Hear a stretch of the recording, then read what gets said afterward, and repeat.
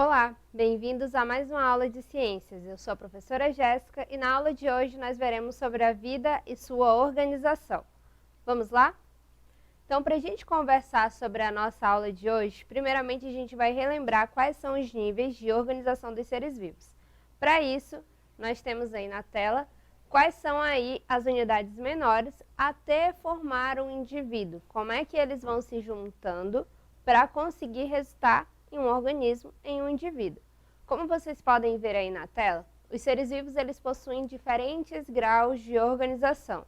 E dependendo da sua complexidade, ou seja, quanto mais complexo ele for, mais organizado ele vai ser, porque mais complementos, mais estruturas ele vai necessitar. Como vocês podem ver aí na imagem, os seres vivos eles são formados minimamente por átomos. E tudo que é matéria, tudo aquilo que ocupa um lugar no espaço, também tem que possuir átomos. Só que conforme esses átomos vão se agrupando, conforme eles vão se reunindo, eles vão acabar gerando aí, formando moléculas. Já o conjunto de moléculas vai acabar resultando em organoides. E conforme a gente junta aí diferentes organoides, diferentes organelas, nós podemos ter aí como resultado células. E as células a gente até já conversou a respeito. Nós temos célula procarionte, célula eucarionte. Quando estamos tratando, basicamente, da maioria dos seres vivos, a gente se refere à célula eucarionte. E o conjunto de células que desempenham a mesma função vão resultar em tecidos. Esses tecidos, da mesma forma que foram os anteriores, conforme eles vão se agrupando, eles vão resultar, como vocês podem ver na imagem seguinte, nos diferentes órgãos que a gente possui. E os órgãos, conforme eles se combinam, vão acabar resultando aí nos diferentes sistemas e o conjunto de sistemas resultam aí em um organismo, em um indivíduo. Então, como vocês puderam ver aí na tela, nós somos a reunião de estruturas que cada vez mais foram se especializando, foram se reunindo até gerar quem nós somos. Para a nossa aula de hoje, a gente vai entender um pouquinho sobre os diferentes sistemas que podem ser encontrados em um indivíduo, tá? Então, vamos lá. Para a gente começar, a gente vai ver aí que o nosso corpo ele não possui só um sistema, ele possui diferentes. E dependendo do conjunto de órgãos que o compõem, a gente vai estar se referindo a um determinado sistema. Vocês vão ver aí a seguir que às vezes existem órgãos que eles podem até se repetir. Só que o que importa é a reunião dele final, ou seja, quais são todos os componentes envolvidos. Porque às vezes analisando só um órgão, não tem como a gente saber a que sistema ele se refere. Porque pode ser, como eu já disse, haja aí o acontecimento dele se repetir em mais de um sistema. Então vamos ver aí quais são os sistemas que a gente tem. A começar pelo sistema cardiovascular. O sistema cardiovascular, antes ele era chamado até de sistema circulatório. Então esse nome já ajuda a gente a compreender um pouquinho de quais são as atividades feitas pelo sistema cardiovascular. A gente vai encontrar como órgãos no sistema cardiovascular o nosso coração, as veias, as artérias, os vasos capilares também. Tá? O coração, ele é um item-chave, um órgão-chave dentro desse sistema, porque ele que vai ser responsável por movimentar o sangue por todo o nosso corpo. Então, a sua função vai ser nada mais, nada menos do que transportar oxigênio e nutrientes para todas as partes do corpo. Então, por mais que o nosso corpo aí, ele seja composto por diferentes órgãos e cada um tenha a sua função bem específica, ainda assim eles vão precisar da atividade que é desempenhada pelo sistema cardiovascular ou sistema circulatório, como eu falei para vocês. Se a gente não tivesse a ação desse sistema, não teria como o oxigênio chegar até as partes devidas, até os órgãos que ele precisa, para assim desempenhando as suas funções aos poucos. Como a gente vai ver, os sistemas eles vão ter uma inter-relação. Um pode influenciar diretamente na ação do outro, como pode ser também uma ação indireta. O próximo sistema que a gente vai ver aí é o sistema respiratório. No sistema respiratório, nós já vamos encontrar, como órgãos as nossas vias respiratórias, que nada mais são do que as nossas cavidades nasais, a faringe, a laringe, a traqueia e os brônquios, juntamente com os nossos pulmões. Então, juntando todos esses órgãos, a gente vai ter como resultado o sistema respiratório, que o nome já ajuda a gente a entender, qual que é a sua função principal. Ele vai ser responsável aí pela absorção do oxigênio do ar e pela eliminação do gás carbônico retirado das células. Então, conforme vocês podem ver, nós vamos ter aí as vias respiratórias, que vão ser responsáveis pela captura do ar da atmosfera, e ele vai ser transportado até chegar aos nossos pulmões para realizar o processo chamado de hematose, que é o processo de troca de gases. A gente respira o oxigênio, o absorve e acabamos aí eliminando o gás carbônico, que é aquele que não é importante ser mantido dentro do nosso corpo. Além do sistema cardiovascular, além do sistema respiratório, nós também temos outros sistemas dentro do nosso corpo.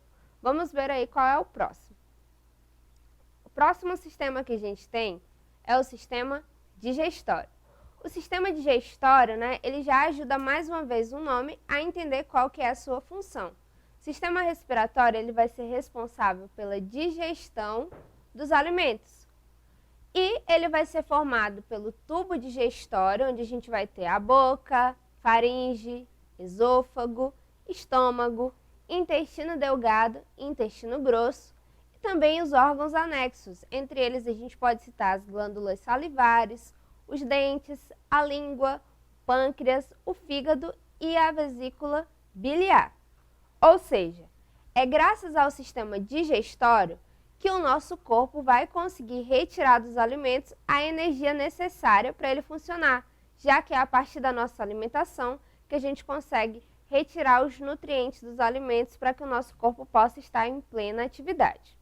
Além do sistema respiratório, além do sistema cardiovascular, além do sistema digestório, nós também temos aí o sistema nervoso, onde nós vamos ter aí o encéfalo, a medula espinhal e os nossos nervos.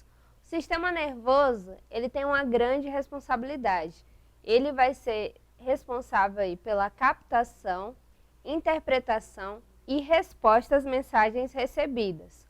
Ou seja, toda a nossa interpretação do ambiente vai ser graças ao sistema nervoso. Ele que vai, inclusive, dar os comandos para que os outros sistemas possam atuar. Então, lembra sempre do que eu falei. Por mais que a gente estude os sistemas de forma separada, eles estão interligados de forma direta ou de forma indireta. Além do sistema nervoso, nós também temos aí o sistema endócrino. O sistema endócrino, ele caminha lado a lado com o sistema nervoso, porque ele também ajuda a controlar o nosso corpo. Ele vai ser formado por glândulas que ajudam nas nossas atividades vitais. Ou seja, quando a gente se refere a esse sistema, nós estamos falando aí diretamente da produção dos nossos hormônios. E é graças à ação dos nossos hormônios que a gente vai ter a regulação do nosso metabolismo, a defesa do organismo, produção de gametas, desenvolvimento corporal e muitas outras ações. Então, se não fossem os hormônios, talvez muitas das nossas ações não teriam o estímulo para acontecer, já que são os hormônios que despertam algumas características do nosso corpo de começarem a acontecer. Outro sistema que nós temos aí também no nosso corpo é o sistema locomotor. O sistema locomotor, ele vai ser uma integração entre dois sistemas, o sistema esquelético e também o sistema muscular. Ele vai ser responsável aí pela sustentação, locomoção e movimentação do nosso corpo. Então, pode ser que às vezes vocês acabem vendo esse sistema de forma separada. Vejam primeiro o sistema esquelético e depois o muscular. Só que os dois podem ser reunidos em um único para a gente se referir aí como que o nosso corpo consegue se deslocar de um ponto até outro, graças à atuação dos nossos ossos, juntamente com os nossos músculos. E além disso, eles vão ajudar aí na produção de cálcio, também na produção de algumas células que o nosso corpo precisa, tá? E além do sistema locomotor, nós vamos ter também aí o sistema imunológico. O sistema imunológico já vai ser responsável pela defesa do nosso corpo, tá? É ele que vai filtrar quem pode entrar e quem não pode entrar no nosso organismo. Isso porque ele é formado aí por um conjunto de elementos que trabalham juntos para defender o nosso corpo de bactérias, vírus, micróbios e também doenças. Ele nada mais é do que uma barreira contra corpos estranhos. Ele é o nosso verdadeiro escudo. Então, por que acontece de, às vezes, por mais que a gente já tenha sido acometido a uma doença, a gente não ficar tão mal em relação a ela? Porque o sistema imunológico, ele consegue, às vezes, armazenar informações. E aí, caso você tenha acesso a uma doença novamente, o teu corpo, por criar essa estratégia e por criar essa memória, ele já vai saber como ele deve atuar.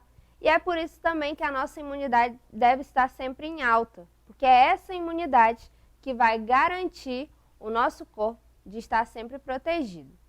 E, para a gente encerrar, além do sistema imunológico, nós temos aí o sistema linfático. O sistema linfático, ele já vai ser uma complexa rede de vasos presente em todo o nosso corpo, que vai ajudar no transporte da linfa, que vai atuar juntamente com o sistema imunológico para estar protegendo o nosso corpo. Ele vai ser responsável aí pela absorção de alguns ácidos e também pelo equilíbrio dos fluidos nos tecidos. Então, se a gente for analisar, todos os sistemas em conjunto vão ser responsáveis por manter as nossas atividades vitais. E como eu falei lá no início da aula, cada um desses sistemas tem seus próprios órgãos para que eles possam atuar e eles vão estar aí juntos, trabalhando diretamente ou indiretamente um sobre o outro. E por isso que eles estão relacionados e por isso que a gente diz também que temos diferentes níveis. Então, essa foi a nossa aula de hoje. Vocês podem acessá-la mais vezes lá na plataforma Eduque. Até a próxima aula!